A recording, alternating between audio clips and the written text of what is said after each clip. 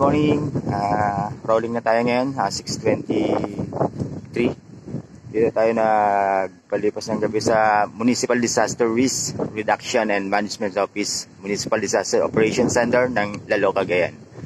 Iniwan natin yung bag natin doon kasi backtrail lang din tayo. At paalam muna tayo dito sa sa Municipal Hall, sa kapulisan natin para mabilis yung lakad ko.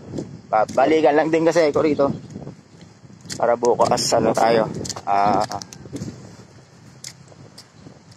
targetin na natin yung yung bayan ng Tugigaraw. Kanya sa maulan ng umaga talaga, paalis na tayo ng Lalo.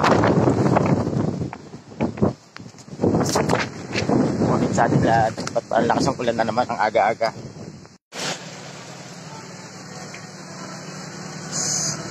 (7:48) Dito na tayo sa bayan ng Kalamanyugan. Umalis tayo kanina dun sa Laloan, sa Municipal Hall nila, 6:23. Ano lang tayo, arko lang ng Apari, tapos backtrail din tayo. Doon tayo ulit magpapalipas ng gabi sa bayan ng Laloan. Tignan natin kung nakailang kilometers na tayo.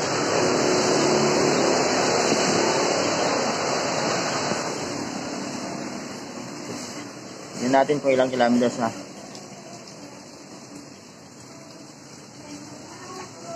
Naka 6.38.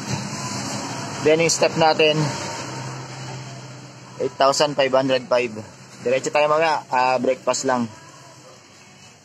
Breakfast lang muna tayo.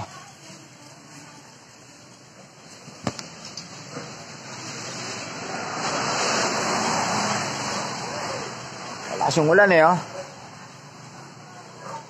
Ito yung kapote natin.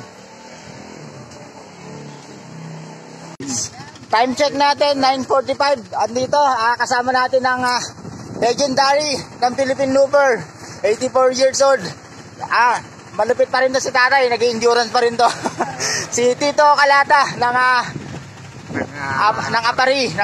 Ayun. Kararating lang natin. Maya-maya babalik tayo ng Lalo, bayan ng Lalo. Kasi backtrail din tayo. Iniwan natin yung bag natin doon. Salamat tayo. Okay. Magandang umaga.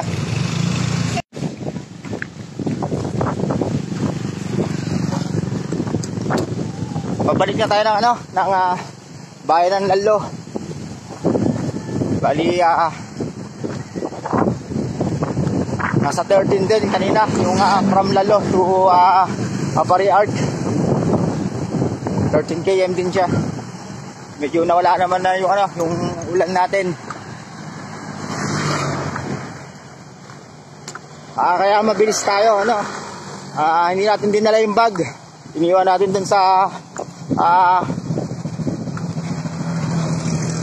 tinuluyan natin kagabi. Baka maaga tayo makapagpahinga ngayon. Pagdating ko ron pahinga muna tayo para makapag-relax yung katawan natin para bukas targetin na natin yung bayan ng Tugigaraw. Medyo mahaba-haba rin kasi buhat ito nasa 80 plus yata, 80 plus km pa. Mga ilang araw din yun bago natin marating. Kalaban talaga natin panahon. Yun lang. Magandang araw sa ating lahat. Ang cool ng tricycle na rito iba yung tricycle ng Cagayan di ba? Cool. 1:47 touchdown ulit natin tong bayan ng Lalo. Dito ulit tayo magpapahinga ngayong gabi. Bukas tayo Tugigaraw. Pagod na rin.